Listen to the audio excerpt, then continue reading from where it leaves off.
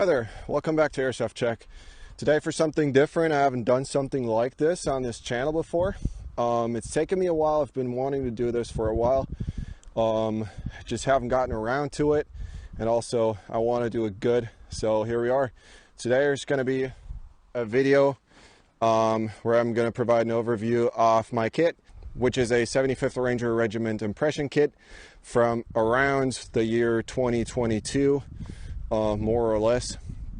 I'm going to go over everything, just tell you what everything is, go into details on some items, what you could also use alternatively. I'm not going to go into what reproductions are available for some of the items. I'm just going to tell you what I use, what I like about it, what I don't like, and also what I'm planning to change about the kit in the future. Hope you're going to enjoy the video. If you do so, a like would be much appreciated.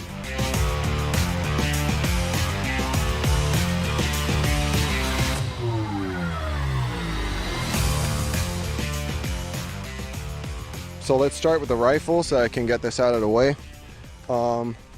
This is the M4A1 URGI. URGI stands for Upper... I was going to put him... URGI stands for Upper Receiver Group Improved. Technically, the URGI would only be the upper receiver here. So how it works is that Rangers get the new upper, which then replaces their previous M4A1 upper, but they keep the lower. So first thing to look out for if you want to paint your rifle is to either, if you're running a URGI, to paint it completely, or paint the lower and slap a clean upper on it, because you can see that a bunch of times.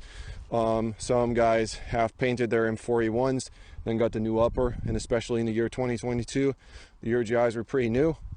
So yeah, Rangers just haven't gotten around to painting them yet in some cases. That's why you see a clean upper and a painted lower. On this gun, the attachments on there are in the back. A Magpul MOE-SL, I think it's the version with the QD sling swivel attachment points in FDE. That's a real stock, fits perfectly in a GHK buffer tube.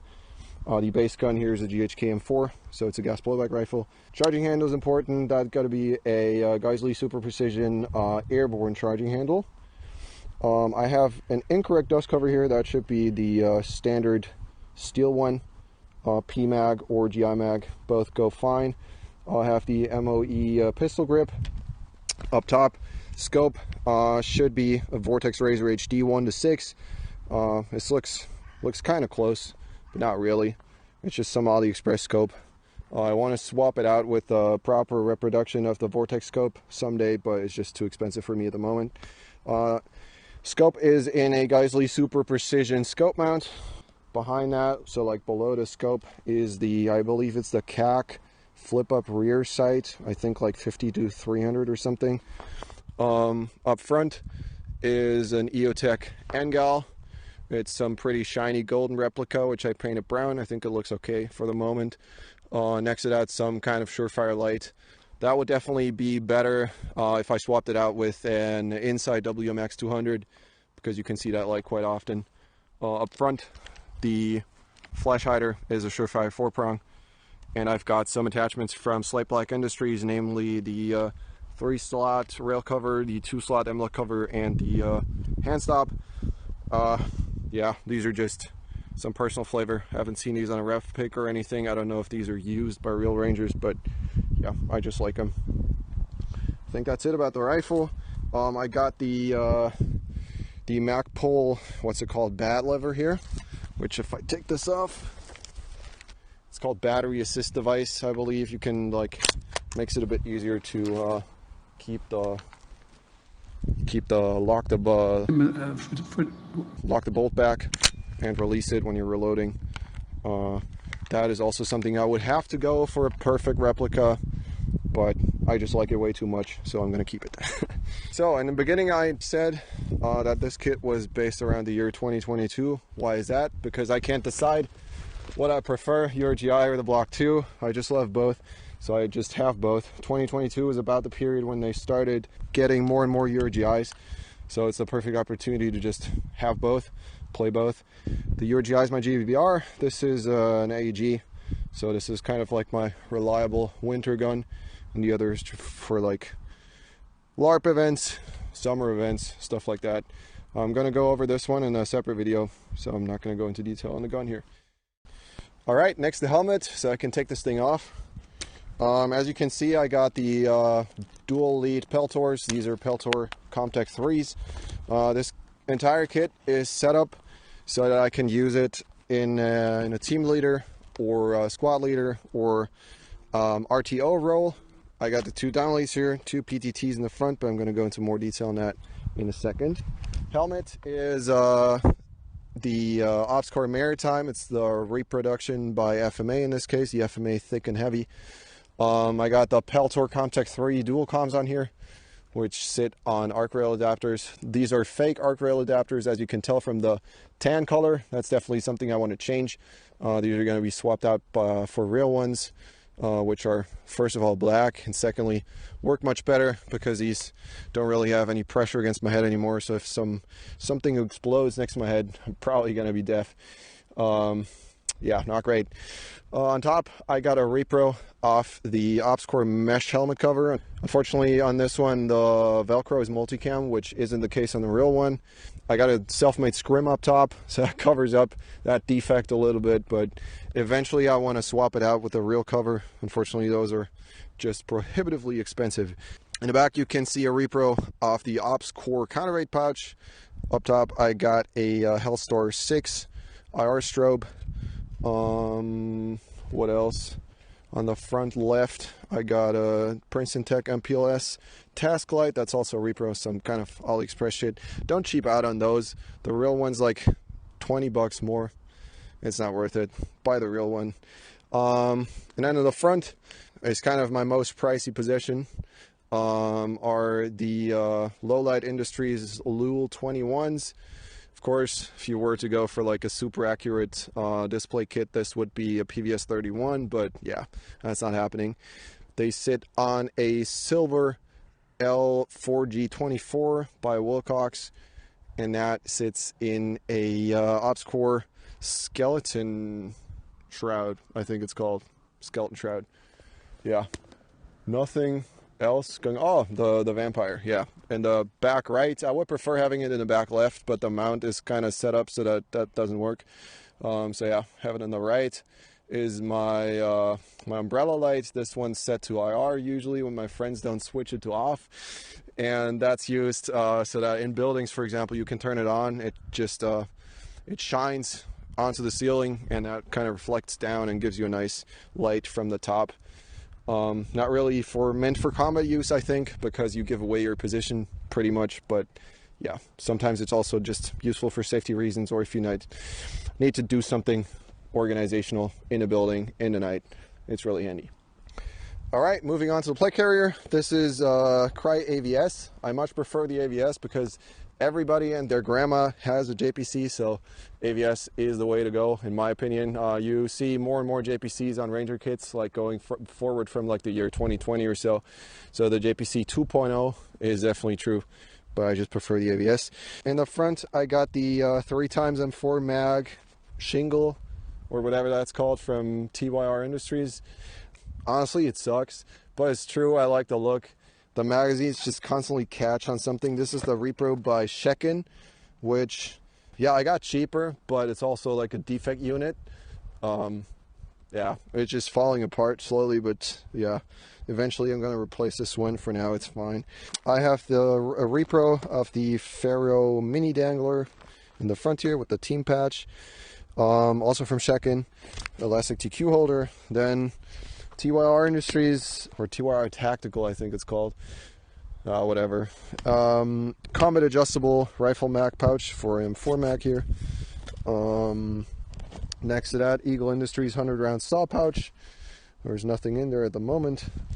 And in the back, right next to the plate, is an RLCS flashbang pouch in Ranger Green, which contains my Meshtastic unit. Of course, that's not really true to the impression, but you gotta have it somewhere. Yeah, this is Expeditus Systems Crow. I'm gonna go into more detail on that in a separate video.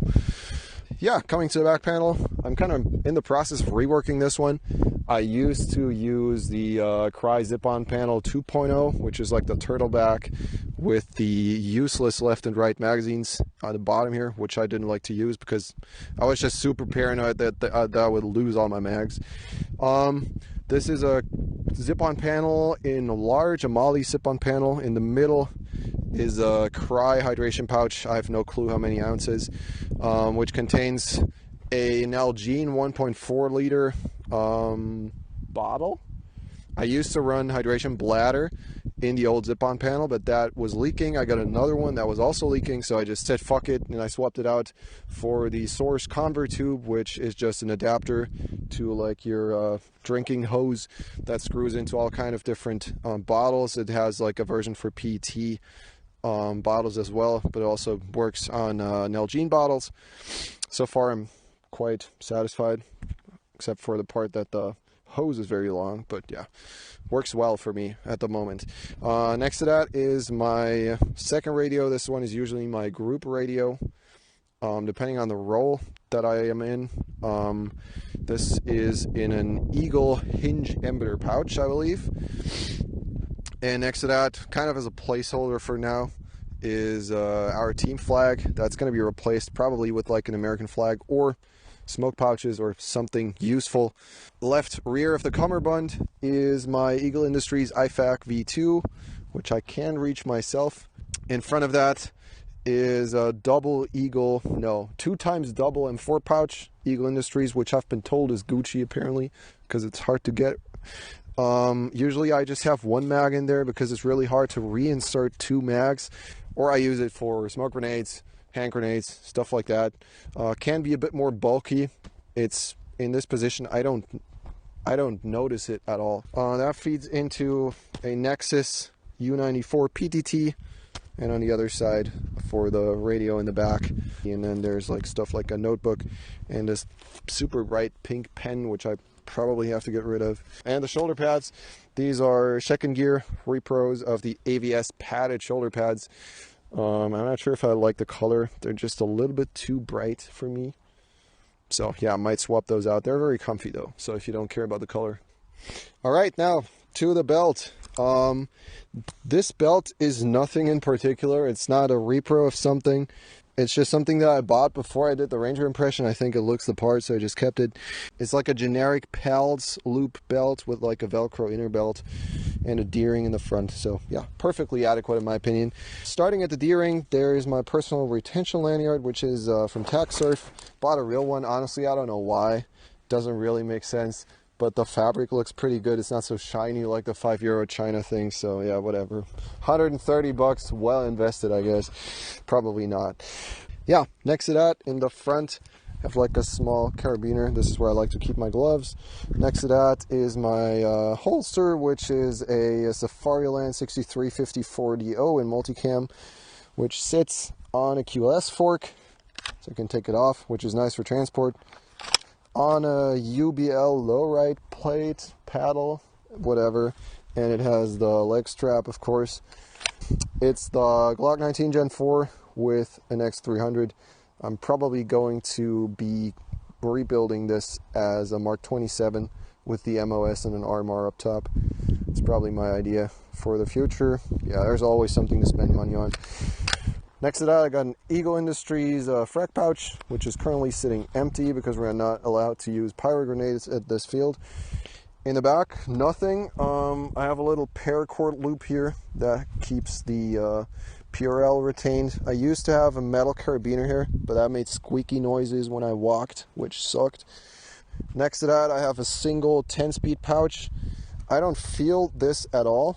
It's like it's not there, but what this is really handy for is I can put flash grenades in here, like these Enola Gay stick thingies. So just like be able to rip this out and have a quick one at hand, just pull the pin, throw it somewhere.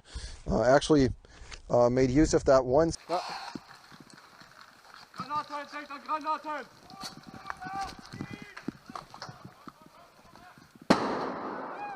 And it was really handy, so yeah, I'm keeping that. Here another TYR combat adjustable rifle mag pouch. This is like my fast mag, so if I get into a shitty situation or run out of ammo, I can just rip this one out. Next to that, Probably second on the list of stuff that I spent too much money on, which is not worth it, is the Eagle roll-up dump pouch, which is a real one, which cost me $80. The Shakedown Repro I think costs $20 and looks exactly the same, so I would recommend you to probably not get the real one. It's pretty nice knowing that this is real, but yeah. Okay.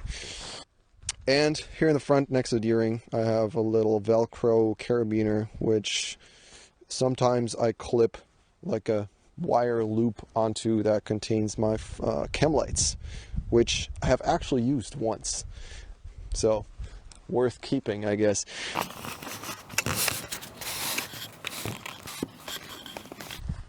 Alright, and last, the clothes. Comet shirt is a Cry G3. You can always tell by these two stripes here. Reverse IR US flag patch on the right. Rolled up sleeves, not past the ankles. That's like the rule, I've heard. On the left side, we have our team patch. It's probably not true. And the pants are Patagonia L9 combat pants without the stupid fucking plastic caps here, which break if you kneel on a BB. I just have the, like, whatever that is, the foam inserts in there because I can't live without knee pads. Usually I carry a VS17 panel here in this pouch, some water here, got like a replacement hand speaker here and some snacks, and I think this is face paint.